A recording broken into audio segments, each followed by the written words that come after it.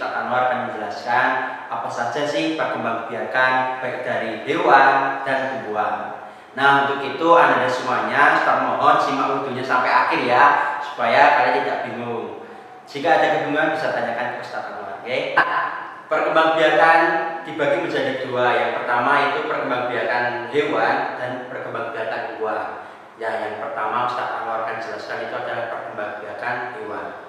Nah, hewan di sekitar kita itu berkembang biak dengan 3 cara. Yang pertama yaitu ovipar. Ovipar itu apa, Ustaz? Nah, ovipar itu adalah perkembangbiakan hewan di sekitar kita dengan cara bertelur. Nah, kemudian ada yang kedua yaitu vivipar. Vivipar itu adalah perkembangbiakan hewan di sekitar kita dengan cara melahirkan. Dan yang terakhir yaitu ovovivipar, yaitu perkembangbiakan hewan di sekitar kita dengan cara bertelur kemudian melahirkan atau bertelur dan melahirkan. Kemudian apa saja sih Ustaz contoh-contohnya dari perkembangbiakan hewan ovipar, vivipar dan ovovivipar? Ustaz akan berikan contohnya. Jadi, simak berikutnya ya. Nah, yang pertama ovipar itu bertelur. Contoh hewannya sendiri adalah yang pertama itu ayam. Nah, Anda tahu kan ayam di sekitar kita atau di kampung dan sebagainya itu kalau berkembang biak dengan cara bertelur. Kemudian ada bebek. Bebek juga sama dengan ayam. Jika berkembang biak atau memberikan atau melahirkan anak itu dengan cara bertelur. Kemudian yaitu atau yang terakhir adalah angsa. Angsa juga sama, masih satu rumpun dengan ayam, bebek, termasuk unggas.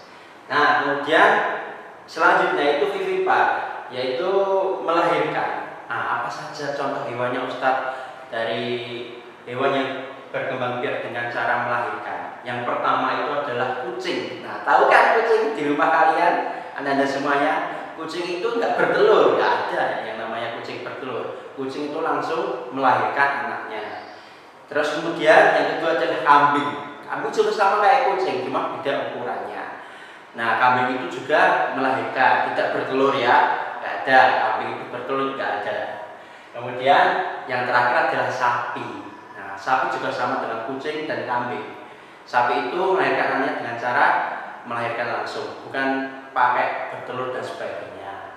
Nah, kemudian ada ovovivipar yang terakhir yaitu bertelur dan melahirkan. Nah, bertelur dan melahirkan itu contoh hewannya yang pertama itu ular.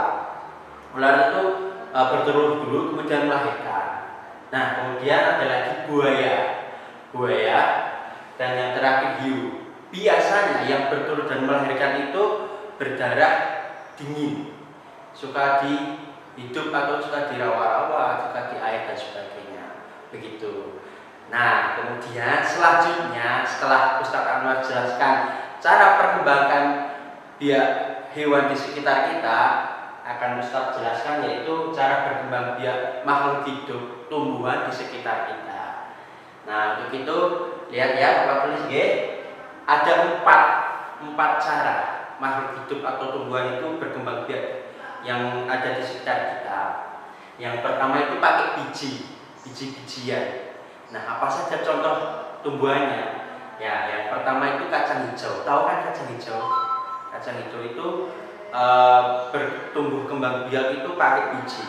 Nah, coba kalian beli di pasar kacang hijau, bijinya itu aja. Kemudian kalian tanam di tanah, kasih air, disiram terus pagi dan sore, maka akan tumbuh tumbuhan kacang hijau. Sama halnya juga dengan jeruk. Kita makan jeruk, kita beli jeruk. Anda semuanya beli jeruk. Kemudian setelah selesai dimakan itu akan ada bijinya kan? Jangan dibuang.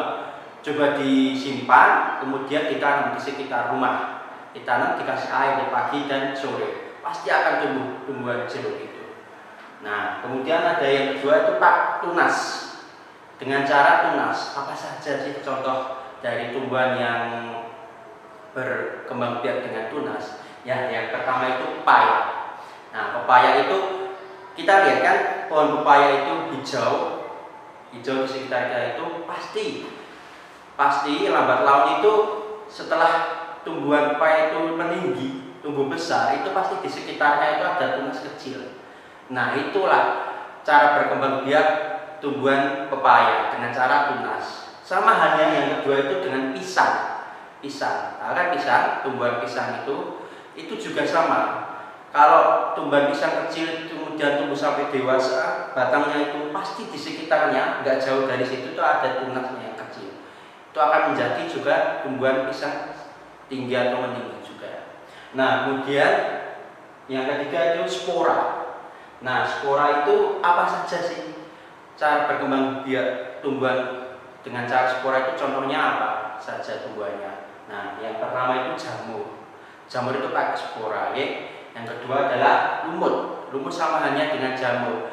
Lumut dan jamur itu tumbuh berkembang biak itu dengan spora dan dengan suhu yang lembab, tidak panas. Jadi kalian kalau menjumpai spora dan lumut dan sebagainya itu mesti di tempat-tempat lembab, mungkin di sekitar batu, di kamar mandi dan sebagainya gitu. Kemudian yang terakhir yaitu setek.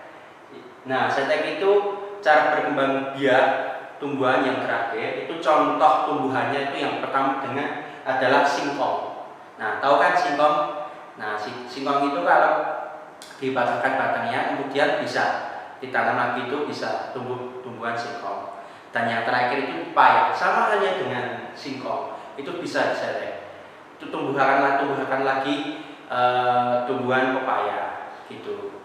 Itu alhamdulillah sudah Ustaz Anwar jelaskan baik dari perkembangbiakan hewan, perkembangbiakan tumbuhan. Nah, bila mana Anda dan semuanya masih bingung apa saja sih materi yang masih dibingungkan ini, bisa tanyakan ke Ustaz Anwar langsung ya. Terima kasih, mohon maaf bila mana Ustaz Anwar banyak salah dan sebagainya, ucapan dan tidak tanduk. Terima kasih. Assalamualaikum warahmatullahi wabarakatuh.